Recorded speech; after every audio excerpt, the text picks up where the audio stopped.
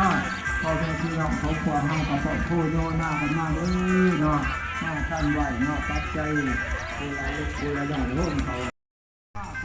กับทักทายสบายดีและสวัสดีพ่อแม่พี่น้องทุกคนเด้อพี่น้องมื้อนี้ก็เป็นมื้อที่14นะพี่น้องมื้อปีใหม่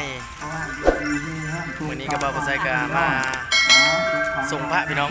จึงอยู่ตอนนี้เฮาอยู่บ้านธาตุเนาะบ้านธาตุอีหังแขวงสวรรณเขตเนาะพี่น้องนครไกรสอนภูมิหาร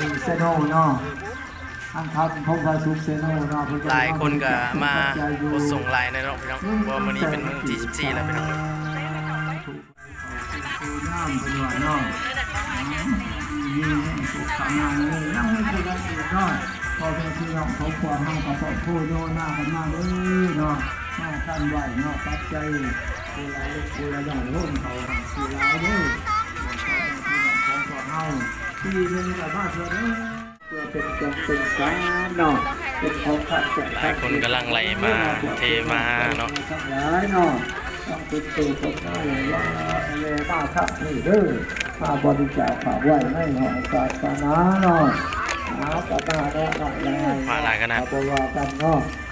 เป็นร้อยองค์แล้วแต่ท่านร้ายเนาะเป็นร้อยองค์เพิ่นเอาลงมาให้รถส่ง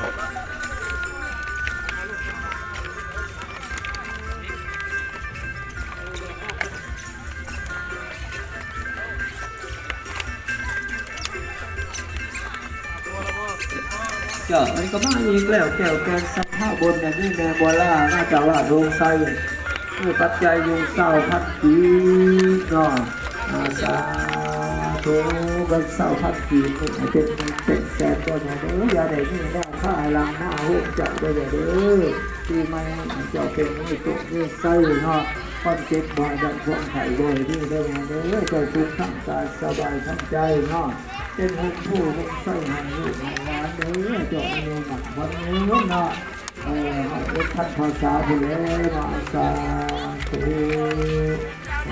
เราไม่ผู้ใดคนเนี่ยพี่น้องตกพวกเขาเนาะตั้งใจว่าสัมเด็จเป็นสิ่งไหนดอกยังไปได้ตั้งพุทธเชงเนาะพระพุทธรูปเล็กแล้วเนาะหรือยังมาผูกคอโตเกินมาคู่บ้านคนก็กำลังหลั่งไหลมาพี่น้องเลยซึ่งเป็นประธาน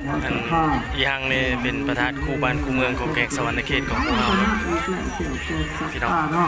บ้านนี้ก็ได้ที่พอคนก็หลายเดี๋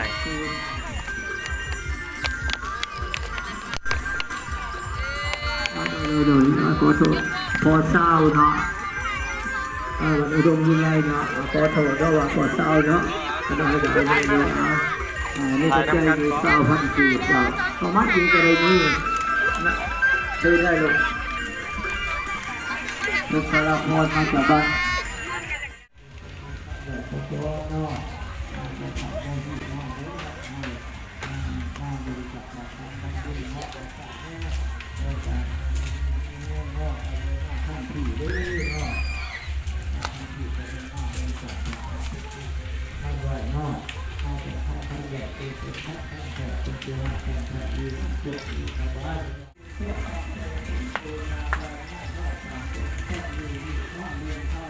เขาส่งทางพระใหญ่ไปแล้วก็สิมาเลาะส่งตามมันพระน้อยนะพี่น้องเนาะทางกันข้างกำแพงวัดอีกพระเป็นตั้งเท่าไรร้อยพี่น้องเลย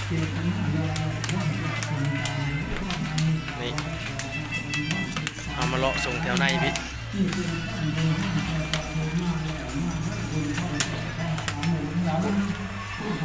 อยู่บนพาใหญ่พี่น้องส่งอยู่บนพาใหญ่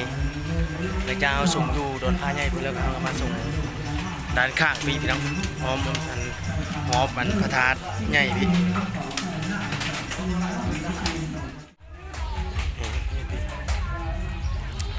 ซึ่งแต่ละองค์แต่ละรูปนี่มีชื่อเพิ่นเบิดเลยพี่น้องมีชื่อชื่อเจ้าของอันผู้ล่อนี่เนาะมีชื่อผู้ล่อนี่แต่ละครอบครัวแต่ละคนเนาะที่เพิ่นน้ำใจศรัทธาแล้วก็ล่อพระองค์นี้ขึ้นมานะพี่น้องมีชื่อแต่ละชื่อแต่ละคนที่เพิ่นมา เฮ็ดบุญอนุโมทนาแล้วก็อันรูปหล่อพระแต่ละองค์ขึ้นมานะพี่น้อง